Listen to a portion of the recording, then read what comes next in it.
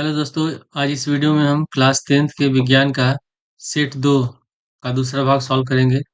पहले भाग में हम लोगों ने क्वेश्चन नंबर 1 से लेकर क्वेश्चन नंबर 20 तक सॉल्व किया था, जो ऑब्जेक्टिव क्वेश्चन था, बहुविकल्पीय क्वेश्चन था। उसके आगे फिर हम लोगों ने उपभाग 1 को सॉल्व किया था, जिसमें फिजिक्स के क्वेश्चन थे 21 से लेकर के 24 तक। अब इसके बाद हम लोग उपभाग 2 के क्वेश्चन को हल करेंगे, जो केमिस्ट्री का क्वेश्चन है। क्वेश्चन नंबर 25 में लिखा है कि निम्नलिखित अभिक्रियाओं के लिए संतुलित रासायनिक समीकरण लिखिए। तो पहला लिखा हुआ है कि लेड नाइट्रेट को गर्म करना। तो जो लेड नाइट्रेट होता है उसका रासायनिक सूत्र होता है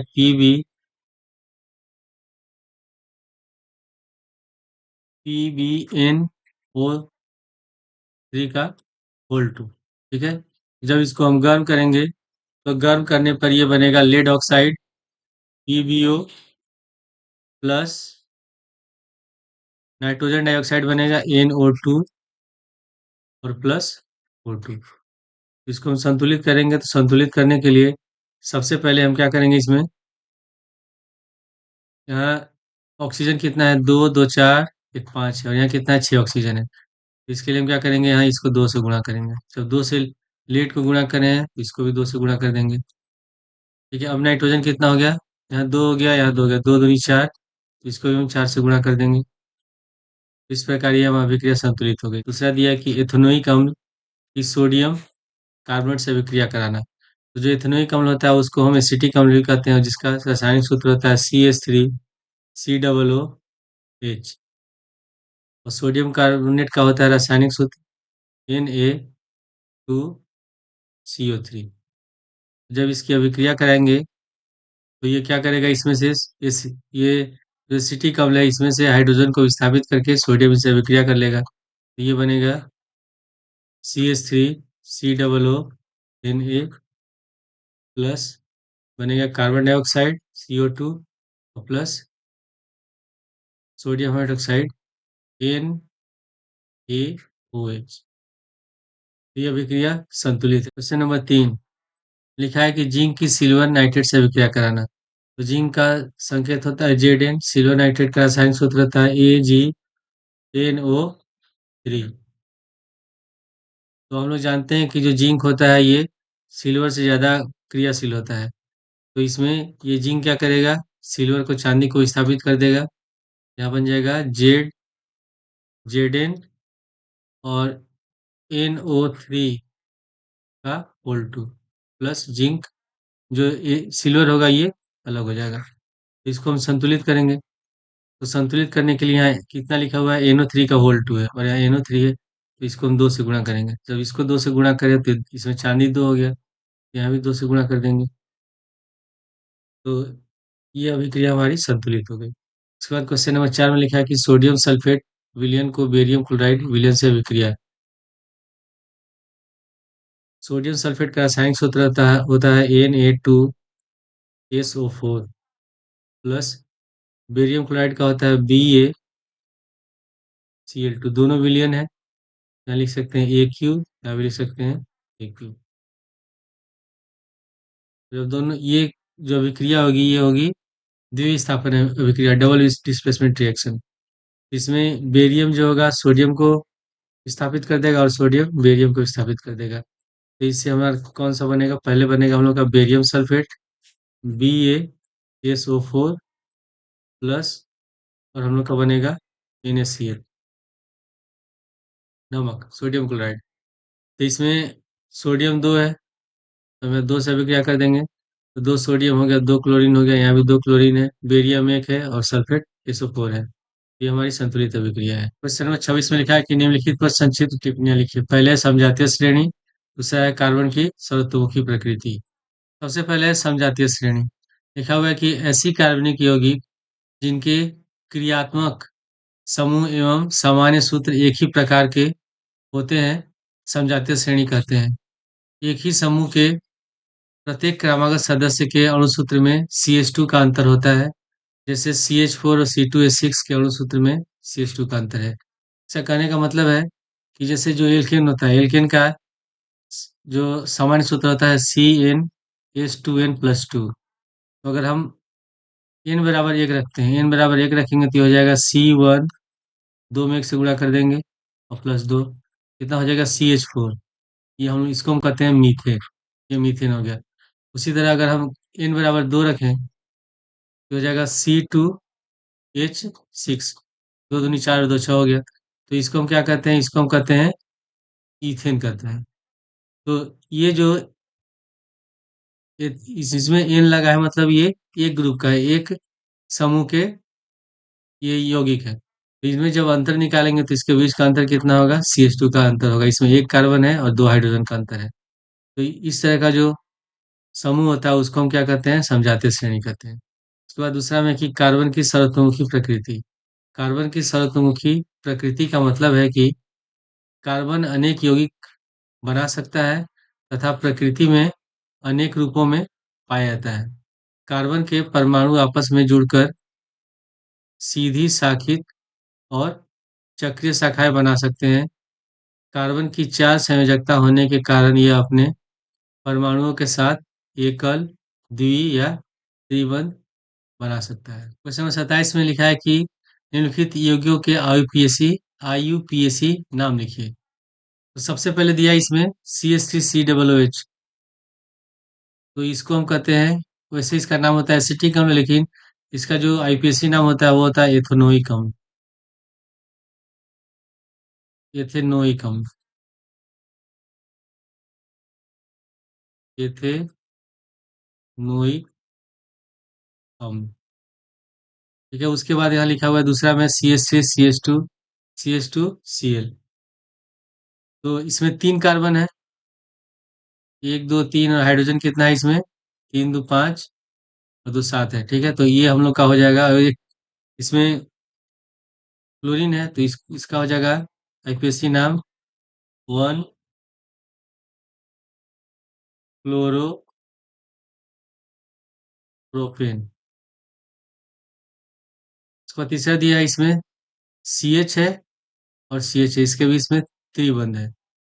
ठीक है, तो इसमें दो कार्बन है और त्रिबंध होगा तो ये क्या हो जाएगा हम लोग का, एथाइन। क्वेश्चन नंबर 6 में लिखा है कि साबुन क्या है और साबुन बनाने की रासायनिक अभिक्रिया लिखिए तथा साबुन की दो विशेषताएं लिखिए। तो इसका उत्तर होगा कि उच्च वसीय अम्लों के सोडियम एवं पोटेशियम लवण साबुन कहलाते हैं। और इसमें साबुन बनाने की जो रासायनिक अभिक्रिया लिखा हुआ है ये वसा है। ये हो गया इसका रासायनिक सूत्र। और जब इसको हम सोडियम हाइड्रोक्साइड NOH से अभिक्रिया कराते हैं तो हम लोग का बनता है ग्लिसरॉल। ये होता है ग्लिसरॉल का रासायनिक सूत्र। और प्लस बनता है सोडियम एस्टियरेट, ये जिसका जिसको हम कहते हैं साबुन। ये हमारा साबुन का रासायनिक सूत्र हो गया। तो साबुन की बता रहे हैं क्या दो विशेषताएं हैं। तो साबुन की दो विशेषताएं निम्नलिखित है। पहला है कि साबुन चिकना और मुलायम होना चाहिए। और दूसरा है कि साबुन में क्षार नहीं होना चाहिए।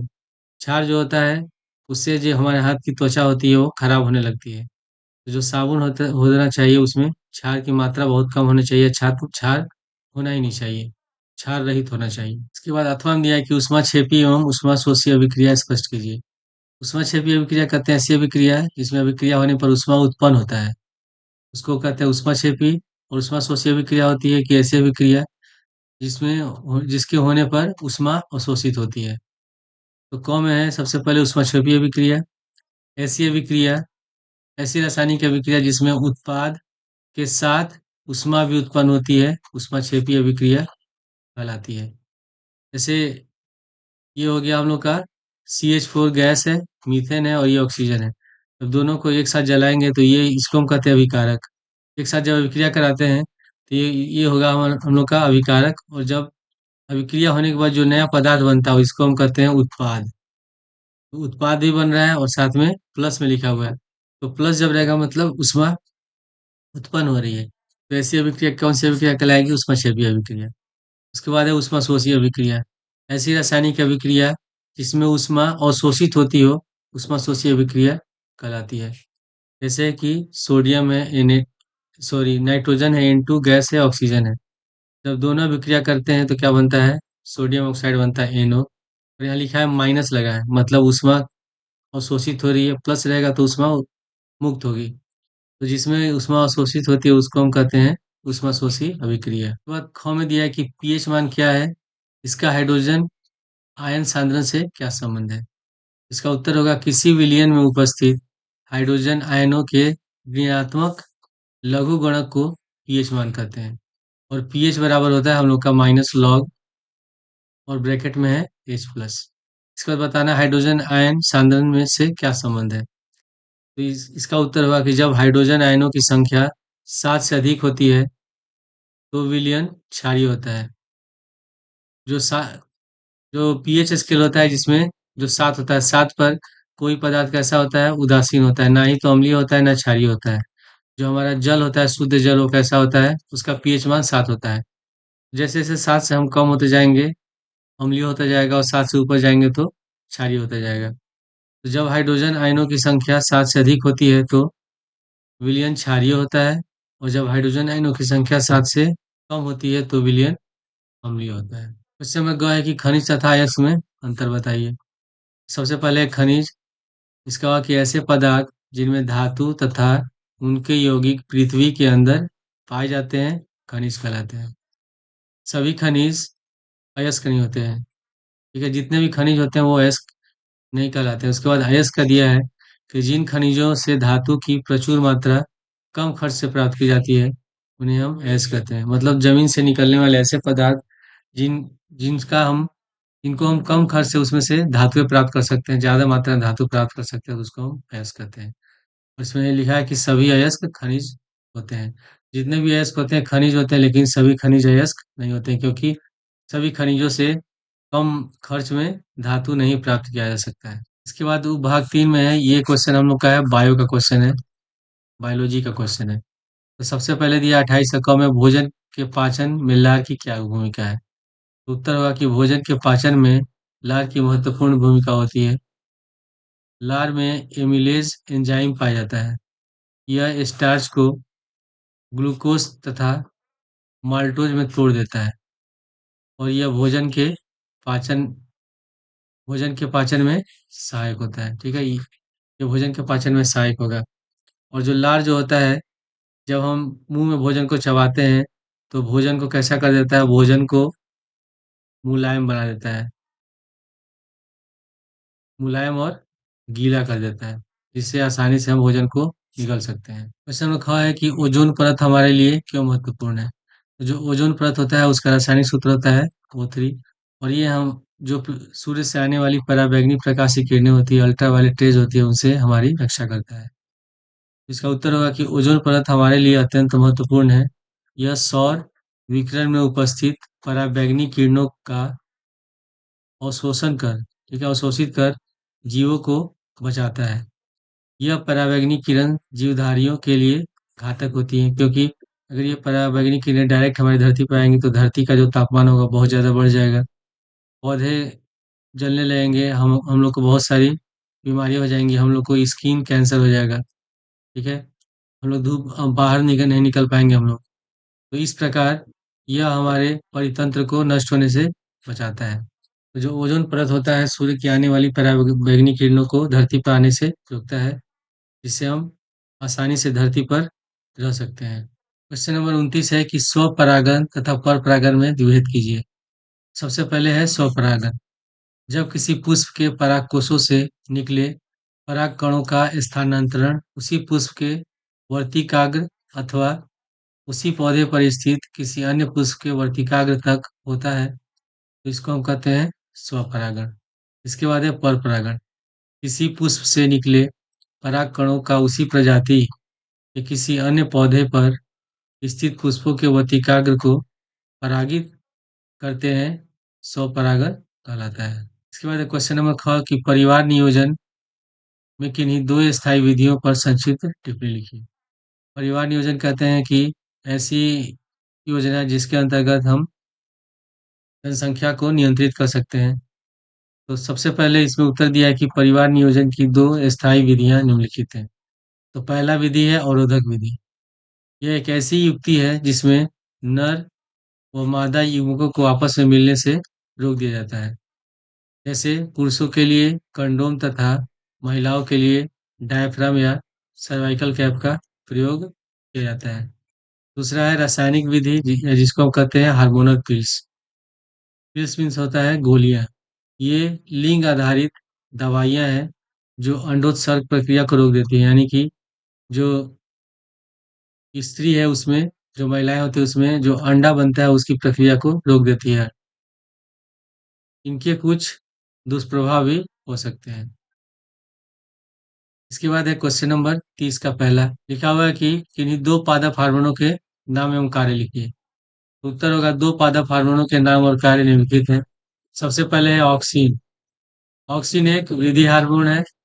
इसके कार्य निम्नलिखित हैं। पहला कार्य है कि इसका मुख्य कार्य तने में दीर्घीकरण करना, यानी कि तनों को तेजी से बढ़ाना। दूसरा दिया है कि इस हार्मोन का मुख्य उपयोग कृषि एवं बागवानी में जड़ों को जड़ों की उत्पत्ति के लिए होता है। तो जब हम कलम करते हैं तो उसमें एक डाली को काट करके लगाया जाता है। तो डाली में जो जड़ें निकल आती हैं कटी हुई डाली में, तो वो किससे कारण होता है? ये ऑक्सीन हार्मोन के कारण होता है। दूसरा हार्मोन है साइटोकाइनिन। यह पादपों में कोशिका विभाजन को प्रेरित करता है। यह पत्तियों एवं पुष्पों को हरा एवं ताजा बनाए रखने में सहायक होता है। तीसरा ख है कि पौधों में रंध्रों की उपयोगिता का उल्लेख कीजिए। तो पौधों में रंध्र पत्तियों की निचली सतह पर पाए जाते हैं। जो पत्तियां होती हैं उसकी निचली सतह में रंध्र पाए जाते हैं। रंध्रों के माध्यम से पानी जलवाष्प के रूप में वायुमंडल में चली जाती है। तो पौधे जो भी जल अवशोषित करते हैं उसका 90% भाग जो होता है जलवाष्प के रूप में वायुमंडल में चला जाता है। पौधे रंध्र के माध्यम से कार्बन डाइऑक्साइड ग्रहण करते हैं और ऑक्सीजन गैस छोड़ते हैं। इसके बाद है क्वेश्चन नंबर 31। इसमें लिखा है, ये दोनों जो क्वेश्चन है ये इंपॉर्टेंट क्वेश्चन है। पहले लिखा है कि मानव में विकिरणु नेफ्रॉन की रचना एवं क्रियाविधि का वर्णन कीजिए, और इसका अथवा दिया है कि लक्षणों की वंशागति के नियम में मेंडल प्रयोग का की महत्व की व्याख्या कीजिए। तो इसका आंसर बहुत बड़ा होने के कारण मैं इसे नहीं लिख पाया हूँ, लेकिन ये क्वेश्चन दोनों इंपॉर्टेंट है। आप इसको जरूर इसका आंसर लर्न कर लीजिएगा।